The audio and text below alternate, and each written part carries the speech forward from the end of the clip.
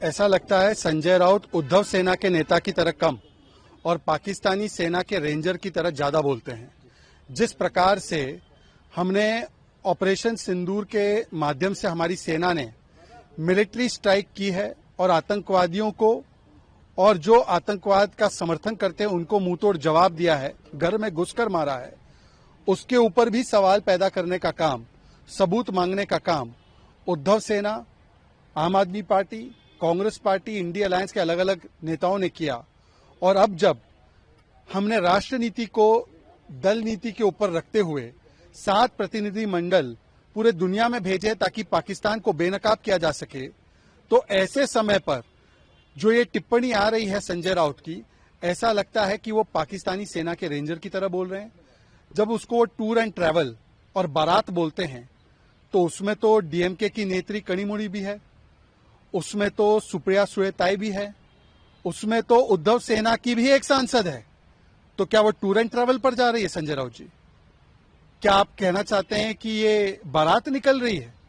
मतलब कि जब भारत पाकिस्तान को पूरी दुनिया के सामने बेनकाब करे तो पेट में दर्द किसके हो रहा है?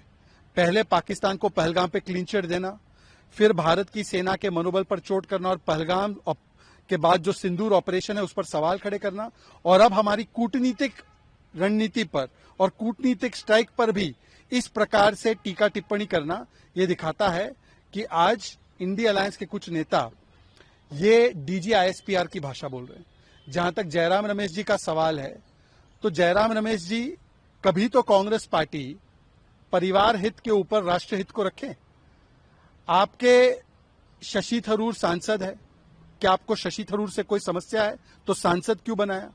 उनको एमओएस एक्सटर्नल अफेयर क्यों बनाया था? वो यूनाइटेड नेशंस पे बड़े ओहदे पर थे।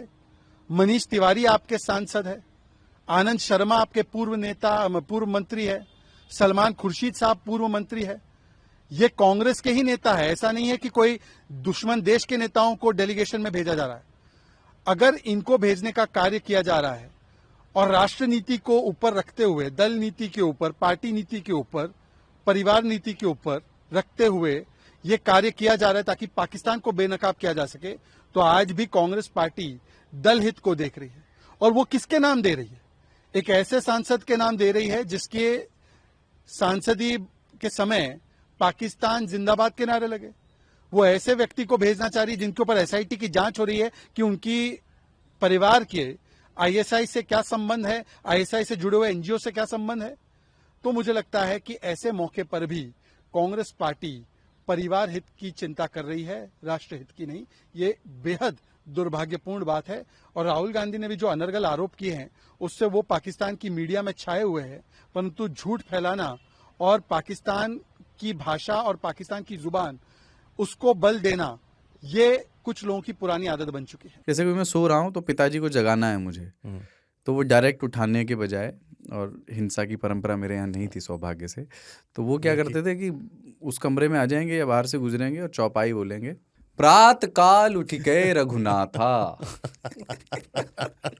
मात पिता गुरु नावई माता। कभी कभी मैं गुस्से में उठ करके अरे पापा चरण स्पर्श किया और सो गया। मैंने कहा अब मत उठाना।